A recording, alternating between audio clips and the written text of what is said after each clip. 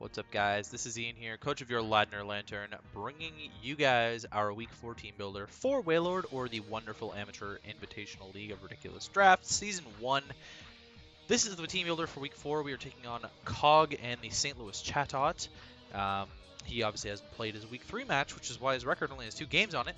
That's because I'm recording this on Tuesday of the week before this goes up, because I like to build early. So, yeah, we just took down Gordon 3-0, so we've moved to 3-0 plus 12. We're first in the league.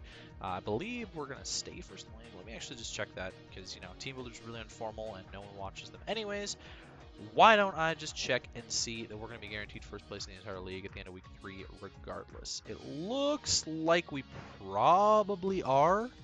I think unless Cade 6-0s, we should, although I don't know how badly he won his week 2 match. Who did he play week 2?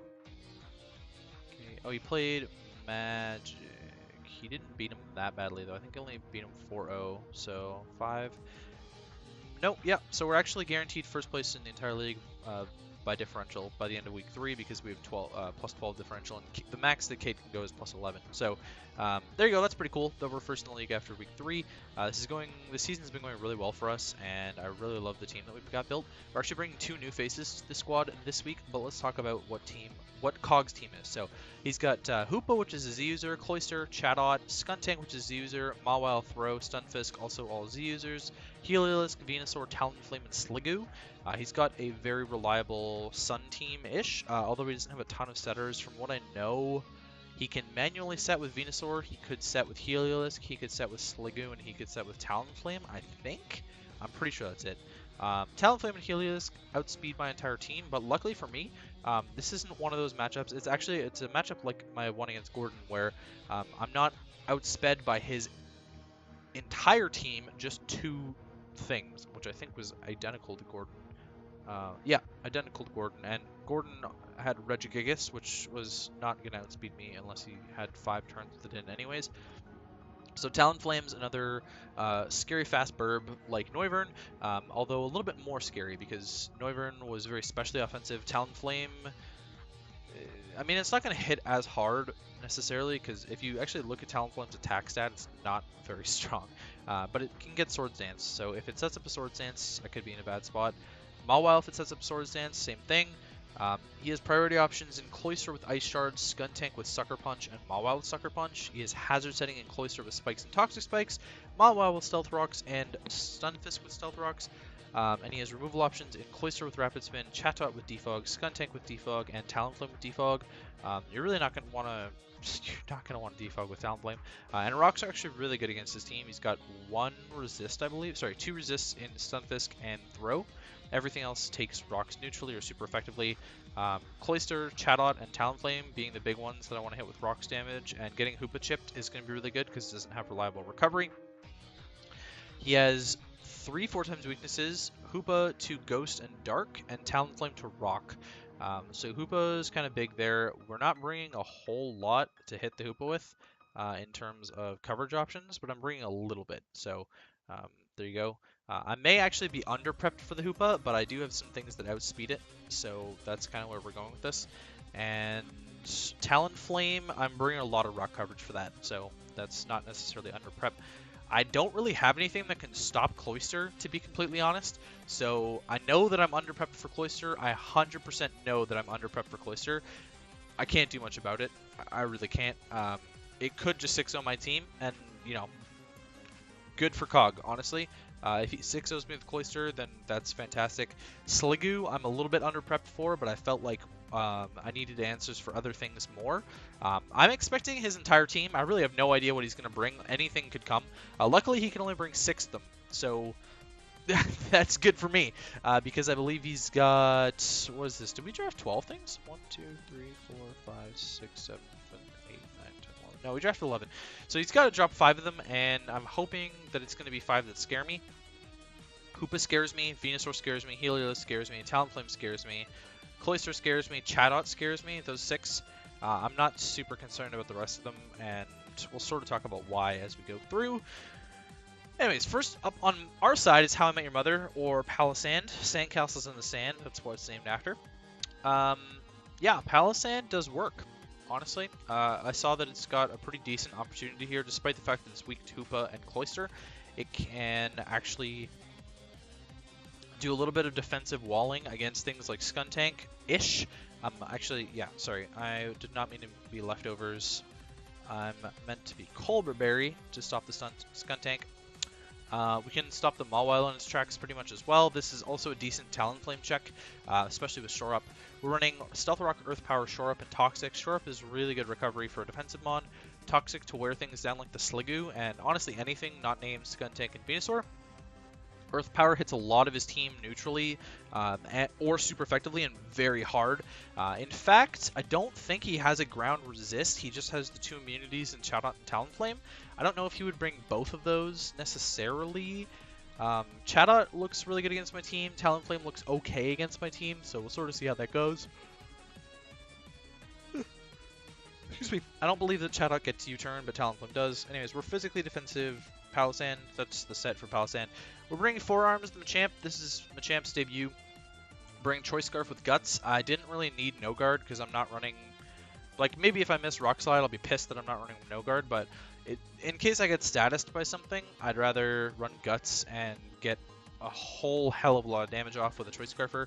Knockoff is mostly there for the Hoopa, although I'm free to just click Knockoff against anything not named Throw, to be completely honest with you. Last week he actually brought Screens Venusaur and Z Bulk Up Throw. I don't know if he's going to do that again. I don't think that makes a lot of sense against my team. Wasting a whole turn setting up a Throw when Yanmega can one-shot you doesn't really make a lot of sense to me. But there you go. He could just be running Sturdy. Z Bulk Up again. I don't know. I can outspeed it with a lot of stuff. Throw hits hard, but it's slow, and that's kind of a downside. He doesn't have he's got 1 Trick Room setter in Hoopa actually, so he could bring Trick Room against me. I did have Trick Room brought against me against Gordon, so we'll see how that goes.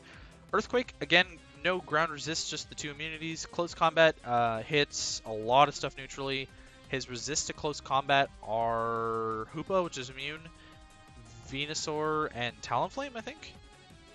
Pretty sure that's it. Close combat's gonna OHKO the Cloyster, which is really nice. If he's running no bulk, which he very well could be, running no bulk. I would imagine he's gonna try and speed creep over P2. I don't know. Excuse me, not entirely sure about that. Rock Slide's mostly there just for the Talonflame, but if I need to rely on Rock Slide to kill the Chatot as well, then I'll do that.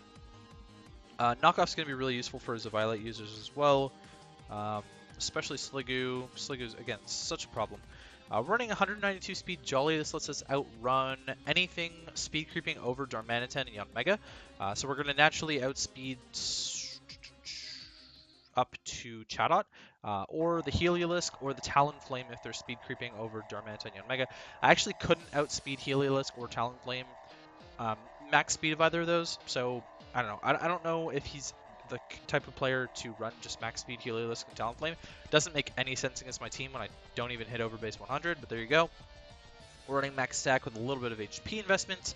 Next up is P2, old reliable, bringing back hashtag ban TJ. Bring Trace to hopefully trace Chlorophyll, maybe, or like Solar Power would be really cool to trace. Intimidate would be cool to trace.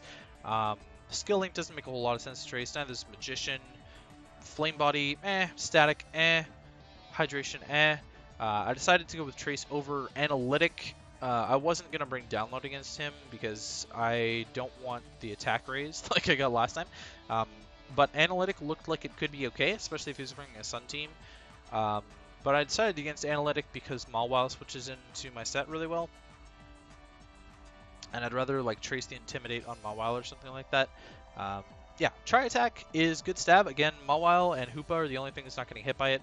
We've got Recover on there for good recovery. Thunder Wave to hit a lot of his team with Thunder Wave. And actually, it shouldn't be Ice Beam. I initially had Ice Beam on here to hit the Sliggoo, but we're actually going to go with Shadow Ball so I can actually hit the Hoopa. So there we go. And we're fully specially defensive. He's got a lot of special attackers on his team, and his physical attackers can OHKO me pretty much anyways. Well, not OHKO me, but like physical Throw, physical Mawile, physical Cloyster. Like, they're doing enough to me anyways. Excuse me. We're bringing Rotom-Mow, Summer Job, with leftovers, Volt Switch, Leaf Storm, Pain Split, Shadow Ball. Shadow Ball is there to hit the Hoopa. It's also neutral on a lot of stuff. Leaf Storm will blow back the Thingamabobber, the Stunfisk, which I resist the hits for, so this is my Stunfisk check. Obviously, this doesn't really check Cloyster very well, but Volt Switch is going to OHKO the Cloyster, potentially if he's not sashed for some reason, and he's switching in, I don't know. Leaf Storm, again, that's for that. Pain Split for some more recovery on something like a Venusaur. Be nice to Pain Split off of. If he's running Sun and he's synthesizing up in the Sun, I can just Pain Split on it. Sludge Bomb is doing a lot to me, though. We're running a little bit of AP, max special attack, and I'm running enough speed on here to outrun Venusaur. Not in Sun. I think that it's really important that I outrun Venusaur. We're bringing Banded Darmanitan again. People don't have to switch into this thing, man. Like, literally everything gets 2-hit KO'd on his team by Darmanitan or OHKO'd. The only exception being Sliggoo, I think. I think Sliggoo's his only Darmanitan answer, so I'm kind of expecting Sliggoo to come because of that. Yeah, Flare Blitz demolishes his entire team. Just no way around it. And I don't need to run a lot of speed because I can't outrun Scarf Heliolisk or Talonflame anyways, and I think that Heliolisk might actually run Scarf over Life Orb. So I'm running Banded to just hit his entire team really freaking hard. Yeah, it demolishes things. Running enough speed on here to outrun, what are we outrunning? Chatot, naturally, so if he's like Life Orb respects Chatot, then we're going to outrun it and OHKO it. Max attack and a little bit of HP. And then last but not least is Bump the Rampardos. Rock Polish, Earthquake, Rock Slide, Zen Headbutt with Life Orb Sheer Force. This also 2-hit KOs everything on his team. So Yanmega didn't really make the cut this week, to be completely honest, because of Stunfisk, Talonflame, Heliolisk, and I wasn't really doing a lot to Mawile. And Ice Shard from Cloyster was potentially a threat as well. So I just decided to go against the Yanmega. Excuse me. And against Duosion because he's got Skuntank, which is pretty reliable, and Hoopa hits really hard even through a Violate. So I decided to not go with the Duosion. He's got a few knockoff users as well, and yeah, Duosion actually doesn't look that bad now that I'm looking at it, but I wasn't sure what I was going to be able to set up on things like that, because he doesn't really have phasing, to be honest. So like Whirlwind, Talonflame, I guess is his best bet. Anyways, Rock Polish at +2, we are outspeeding Scarf Hoopa with the speed investment as well, 180 speed. We're outspeeding Scarf Hoopa, that's the best we can do. That also outruns max speed Talonflame.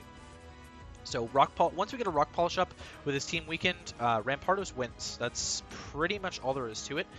Because I 2-hit KO his entire team, as long as Mawile is dead, so we get the Intimidate out of there as well, that could be really huge. Zen Headbutt is there for the Venusaur. Rock Slide is just really good stab, and it 2-hit KOs his entire team. It actually OHKOs Cloyster and Talonflame, obviously it OHKOs Chatot. It's going to OHKO the Hoopa, it's going to OHKO the Heliolisk. It's actually a roll to OHKO the Venusaur as well. Two Rock Slides, OHKOs Max Defense Violite Sliggoo, and Earthquake is there to hit whatever Rock Slide can, which is mainly Skuntank, Mawile, and Stunfisk. So that's kind of the Rampardos set there. Its Earthquake is boosted by the Life Orb, so it's 2-hit KOing those things anyways. And yeah, as long as we can chip those things down and I don't have to worry about 2-hit KOing them, then that'll be great. That's what rocks are going to be there for. He doesn't have the best removal options, and I'm not bringing removal. I just realized. Holy crap, I'm an idiot. We don't want Pain Split, we want Defog on Rotom. My bad. I definitely want Defog to get rid of T-Spikes and Spikes from the Cloyster if he's going to end up bringing those, and rocks from his side as well. Rotom seems like a really reliable lead against his team because Stunfisk isn't going to want to stay in on Rotom when I can just Leaf Storm it. So Rotom seems really reliable, and that's probably what we're going to go with. Max Attack Adamant is kind of funny that I can run Max Attack Adamant Rampardos because this thing just blows through teams. And yeah, that's pretty much all I have to talk about. Obviously, I've been talking for too long, and I'll catch you guys for the match.